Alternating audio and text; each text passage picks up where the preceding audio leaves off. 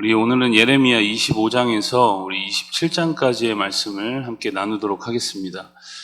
먼저 25장입니다. 25장 1절에서 14절까지는 유다 백성들이 이 바벨론으로 끌려가고 그곳에서 이제 70년 동안 이 바벨론 왕을 섬기게 될 것이다 라고 그렇게 예언을 합니다. 사실 심판에 대한 지금 예언을 하고 있는 것이죠. 그런데 그들은 여전히도 이제 거짓된 안정감에 빠져서 스스로 이제 평안하다라고 그렇게 자부를 합니다. 말씀을 잘 듣지를 않죠. 결국 이제 듣지 않으면 하나님은 들을 수밖에 없는 상황으로 몰아가십니다. 그들에게는 그 기간이 이제 70년이 필요했던 것입니다. 하나님이 정하신 심판의 기간이었던 것이죠. 그 기간은 이제 아무도 하나님이 이제 시작하신다면 그 기간은 이제 하나님 외에는 아무도 변경할 수가 없습니다. 그래서 여러분 심판이 참 무섭고 두려운 것이죠. 하나님이 정하신 때와 기한이라는 것이 있습니다. 우리가 좋은 것을 얻기 위해서도 하나님이 우리에게 기도하고 또 인내하면서 기다리게 하는 기간을 정하시죠. 기도했다고 한 번에 다 들어주시면 좋겠지만 하나님이 정하신 때와 기한이 있고 하나님은 그 시간을 채우기를 원하십니다. 심판도 여러분 마찬가지죠. 하나님이 그 시간을 마치실 때까지는 우리의 능력으로는 그 심판을 절대 바꾸거나 그 심판의 영향력에서 벗어날 수가 없습니다. 하나님은 그 시간을 통해 뼛속 깊이 그들에게 교훈하고 싶은 것이 있고 또 좋은 것을 알려주시고 이제 바꾸어내시는 것이죠. 그렇기 때문에 잘 버텨내야겠죠. 15절부터 여러분 29절까지는 하나님의 심판이 이 유다뿐 아니라 열방을 향하고도 있음을 이야기를 합니다. 30절부터 38절까지는 계속 이어서 유다와 열방에 대한 심판을 선포하십니다. 그리고 그 심판의 참상이 어떠한지 이제 아주 리얼하게 이제 그림 언어로 설명을 하고 있죠. 우리 26장으로 넘어가시면 이 예레미야서를 크게 보면 1장은 이제 선지자 예레미야가 이제 소명을 받는 장면이고 2장에서부터 이제 25장까지는 왜 유다가 망하게 되었는지 그 이유를 이제 상세하게 설명을 하죠. 그리고 그 죄악의 결과가 어떠한지도 볼 수 있습니다. 이제 여러분 26장부터 45장까지는 예루살렘이 함락되기 직전과 그리고 직후 그리고 바벨론 포로 전후에 있었던 일들에 대해서 집중해서 이야기를 합니다.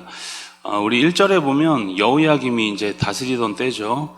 1절부터 7절까지는 예레미야가 고난받는 계기를 볼 수 있습니다. 그가 이제 주로 성전뜰에서 설교를 많이 하죠. 심판을 가감없이 막 선포합니다.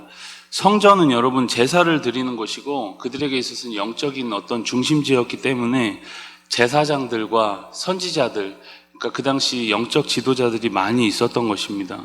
예레미야가 지금 성전뜰에서 설교했기 때문에 선지자와 제사장들도 그의 메시지를 듣게 되죠. 그런데 여러분 그들의 반응이 어떻습니까? 우리 8절에서 9절 말씀을 함께 읽겠습니다.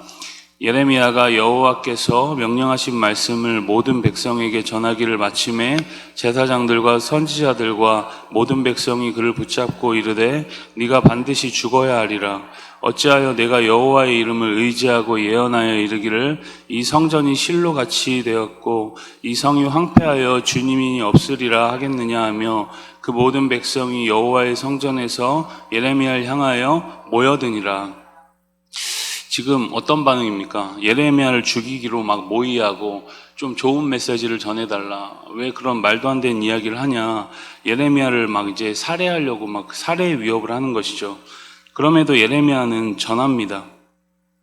몇몇 장로들은 이제 미가 선지자가 했던 그 100년 전에 있었던 미가 선지자 시대를 돌아보면서 이렇게 이야기를 하죠. 우리 18절에서 19절 말씀도 같이 보시겠습니다. 유다의 왕 히스기야 시대에 모레셋 사람 미가가 유다의 모든 백성에게 예언하여 이르되 만군의 여호와께서 이와 같이 말씀하셨느니라. 시온은 밭같이 경작지가 될 것이며 예루살렘은 돌무더기가 되며 이 성전에 사는 산당의 숲과 같이 되리라 하였으나 유다의 왕 히스기야와 모든 유다가 그를 죽였느냐. 히스기야가 여호와를 두려워하여 여호와께 간구하며 여호와께서 그들에게 선언한 재앙에 대하여 뜻을 돌이키지 아니하셨느냐. 우리가 이같이 하면 우리의 생명을 스스로 심히 해롭게 하는 것이니라. 지금 미가 선지자는 약 100년 전 히스기야 시대 때 있었던 선지자입니다. 이사야와 이제 동시대에 활동했던 선지자죠. 미가도 당시 예레미야처럼 이 예루살렘의 멸망을 예언했고, 당시 왕이었던 히스기야와 이 유다 백성들은 이 미가 선지자의 말을 듣고 이제 회개를 합니다. 그때 하나님이 심판의 뜻을 돌이키셨다라는 내용을 지금 이 장로들이 이야기를 하고 있는 것이죠. 그러니까 우리도 예레미야의 이 선포하는 말을 듣고 좀 생각 좀 해보자라는 겁니다. 그런데 여러분, 결국 어떻게 됐죠? 그들은 듣지 않고 옳은 소리 하는 선지자들을 죽이려고 합니다. 예레미야뿐만 아니라 그 중에 여러분, 죽임당한 선지자가 바로 우리야라는 선지자죠. 예레미야는 이제 여차저차해서 죽임을 당하지는 않습니다. 그리고 우리 이제 27장으로 넘어가시면 1절부터 15절까지는 계속 반복적으로 이제 심판에 대해서 이야기를 하죠. 유다가 죄로 심판받아서 바벨론의 멍에를 매야 한다는 것입니다. 16절부터 22절까지는 유다 백성들로 하여금 거짓 선지자의 말에 귀 기울이지 말고 진짜로 해야 할 것이 무엇인지를 이제 알려주십니다. 지금 여러분, 이 유다가 망한다는 그 소식은 아마 선지자 예레미야가 아무리 하나님의 말씀을 받았어도 전하고 싶은 이야기가 아닐 것입니다. 아무리 여러분 선지자지만 자꾸 그들에게 부정적인 메시지를 주고 싶진 않겠죠. 저도 이제 아이들에게 설교할 때 이제 어쩔 수 없이 죄에 대해서 이제 이야기를 해야 될 때가 있습니다. 이제 은혜에 대해서 이야기하려면 죄에 대해서 또 이야기를 해야겠죠. 그런데 웬만해서는 이제 죄에 대한 이야기를 아이들에게 막 계속 하고 싶진 않습니다. 자꾸 꼬집는 이야기가 되고 자꾸 부정적인 메시지를 주는 것 같아서 웬만하면 안 하고 싶습니다. 마찬가지죠. 여러분, 예레미야도 아마 그랬을 것입니다. 아무리 하나님이 주셨던 말씀일지라도 자꾸 너희가 바벨론의 포로로 끌려간다, 돌아와라, 너희 죄가 막 극악무도하다, 이런 얘기를 자꾸 하고 싶진 않았겠죠.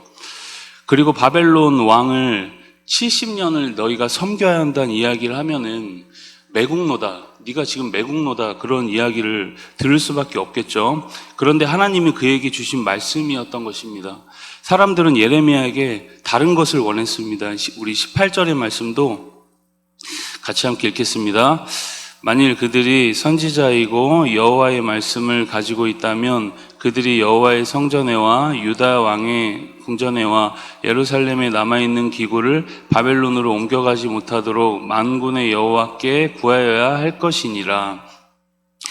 사람들은 자신이 뭘 원했는지와 상관없이 자신들의 마음을 편하게 해줄 메시지를 원합니다. 그런데 당장 여러분, 그런 위로가 여러분 무슨 소용이 있겠습니까? 위로받는다고 여러분 심판이 갑자기 취소되는 건 아니지 않습니까? 그러나 여러분, 심판이 있다는 것을 알면 이제 준비라도 하겠죠. 그래서 선지자는 있는 그대로 전하고 듣는 사람들은 있는 그대로 여러분 받아들이는 것이 아주 중요합니다. 지금 상황에서 그들은 분명한 심판의 메시지를 들어야만 했습니다. 그러나 그들은 듣지 않죠. 오히려 평안을 이야기하는 거짓 선지자들의 말을 듣습니다.